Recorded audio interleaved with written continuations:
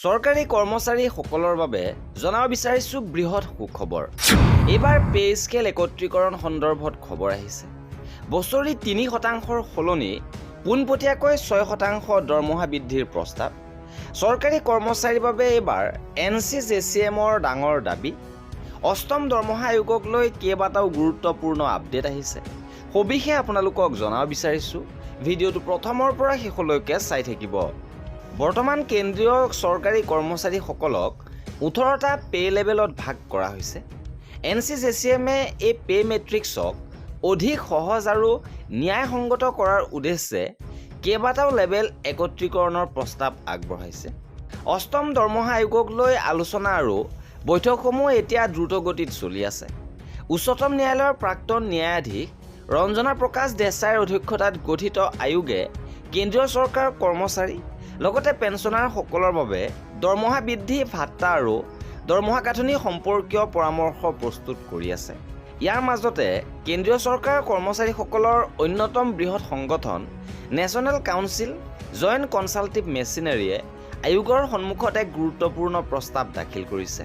সংগঠনটোৱে বৰ্তমানৰ পে মেট্ৰিক্সক কেইবাটাও বেতন স্তৰ একত্ৰীকৰণৰ দাবী জনাইছে।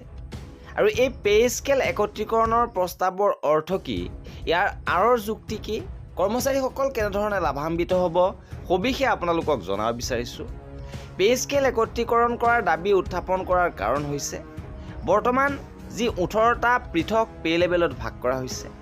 NCJCMে এই পে মেট্ৰিক্সক অধিক সহজ আৰু ন্যায়সংগত কৰাৰ উদ্দেশ্যে কেইবাটাও লেভেল একত্ৰিত কৰাৰ প্ৰস্তাৱ দিছে। কোনকেইটা লেভেল একত্ৰিত কৰা হ'ব? লেভেল 2 আৰু লেভেল 3 একত্ৰিত কৰি এটা নতুন পে স্কেল নিৰ্ধাৰণ, লেভেল 4 আৰু লেভেল 5 একেলগে একত্ৰীকৰণ, লেভেল 7 আৰু লেভেল 8 একত্ৰীকৰণ আৰু লেভেল 9 আৰু 10 একত্ৰীকৰণ কৰি একীভূত পে স্কেল প্ৰস্তুত কৰা। ইয়াৰ আঁৰৰ যুক্তি হ'ল কৰ্মচাৰী সংগঠনটোৰ মতে এই লেভেলসমূহত থকা কৰ্মচাৰীসকলৰ প্ৰকৃত দৰমহাৰ পাৰ্থক্য অতি সামান্য আৰু তেওঁলোকে প্ৰায় একে ধৰণৰ কাম কাজ সম্পন্ন কৰে। কিন্তু পৃথক পে লেভেলৰ বাবে কৰ্মচাৰীসকলৰ মাজত দীৰ্ঘদিন ধৰি অসন্তুষ্টি আৰু হীনমন্যতাৰ সৃষ্টি হৈছে। এই লেভেলসমূহ একত্ৰীকৰণ কৰিলে এনে বৈষম্য দূৰ হ'ব। তদুপৰি লেভেল 5ৰ কৰ্মচাৰীসকলৰ বাবে বিশেষ আপগ্ৰেডৰ দাবী। NCJCMে বিশেষ ব্যৱস্থাৰ অধীনত বৰ্তমানৰ লেভেল 5ৰ কৰ্মচাৰীসকলক এককালীন আপগ্ৰেড দি পোনপটীয়াকৈ লেভেল 6ত অন্তৰ্ভুক্ত কৰাৰ দাবী উত্থাপন কৰিছে।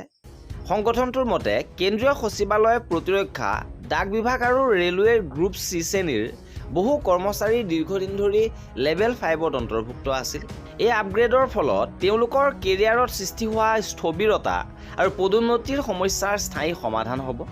ইপিনে JCMৰ আন দাবীসমূহ এনেধৰণৰ। পে স্কেল একত্ৰীকৰণৰ উপৰিও কৰ্মচাৰী সংগঠনটোৱে বেতন গাঁথনিত কেইবাটাও বৃহৎ পৰিৱৰ্তনৰ দাবী জনাইছে, য'ত ন্যূনতম মূল বেতন 69,000 টকালৈ বৃদ্ধি কৰাৰ দাবী। বাৰ্ষিক ইনক্ৰিমেণ্ট যিটো 3% বৰ্তমান দিয়া হয় সেয়া বৃদ্ধি কৰি 6% কৰাৰ দাবী উত্থাপন হৈছে। লগতে ইউনিফাইড পে মেট্ৰিক্স লেভেল 13লৈকে একক পে মেট্ৰিক্স আৰু হাউচিং তথা ইউটিলিটি লিংকড ষ্ট্ৰাকচাৰ্ড পে মডেল প্ৰৱৰ্তনৰ দাবী।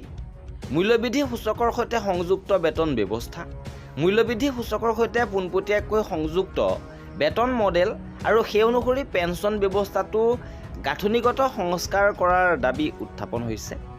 তথ্য সংগ্ৰহ অব্যাহত ৰাখিছে অষ্টম দৰমহা আয়োগে। অষ্টম দৰমহা আয়োগৰ কাম কাজ দ্ৰুত গতিত আগবাঢ়িছে। পৰামৰ্শ দাখিলৰ বাবে 15 জুন সময়সীমা নিৰ্ধাৰণ হৈছে। আনহাতে বিত্তীয় আৰু প্ৰশাসনিক তথ্য দাখিলৰ অন্তিম তাৰিখ 31 জুলাই 2026। 2026 মাৰ্চৰ পৰা আয়োগৰ দলে বিভিন্ন ৰাজ্য আৰু কেন্দ্ৰীয় শাসিত অঞ্চল ভ্ৰমণ কৰি কৰ্মচাৰী ইউনিয়ন সংগঠন তথা ৰেলৱে তথা প্ৰতিৰক্ষা বিভাগৰ প্ৰতিনিধিসকলৰ সৈতে আলোচনা কৰি তেওঁলোকৰ দাবীসমূহ বুজিবলৈ চেষ্টা কৰি আহিছে। কেতিয়া আহিব চূড়ান্ত পৰামৰ্শ? 3 নৱেম্বৰ 2025ত গঠন কৰা এই আয়োগক নিজৰ প্ৰতিবেদন দাখিল কৰিবলৈ 18 মাহৰ সময় দিয়া হৈছে। সেই হিচাপত আয়োগে 27 চনৰ ফেব্ৰুৱাৰী অথবা এপ্ৰিল মাহৰ ভিতৰত চূড়ান্ত প্ৰতিবেদন দাখিল কৰিব। পূৰ্বৱৰ্তী বেতন আয়োগসমূহৰ অভিজ্ঞতা অনুসৰি আয়োগৰ পৰামৰ্শ দাখিলৰ পিছতো চৰকাৰে ইয়াক সম্পূৰ্ণৰূপে কাৰ্যকৰী কৰিবলৈ সাধাৰণতে 2ৰ পৰা 3 বছৰৰ সময় লয়। অৰ্থাৎ যদি 27 চনত বেতন বৃদ্ধি ঘোষণা কৰা হয় তেন্তে কৰ্মচাৰীসকলে ইয়াৰ সম্পূৰ্ণ আৰ্থিক সুবিধা 2029 অথবা 30 চনৰ ভিতৰতহে লাভ কৰাৰ সম্ভাৱনা আছে। আৰু এয়া আছিলে 8ম দৰমহা আয়োগ সন্দৰ্ভত শেহতীয়া গুৰুত্বপূৰ্ণ খবৰ। আৰু এনেধৰণৰ খা খবৰৰ বাবে আমাৰ চেনেলটো ছাবস্ক্ৰাইব কৰি ৰাখিব। ভিডিঅ'টো শেষৰলৈকে চোৱাৰ বাবে বহুত ধন্যবাদ।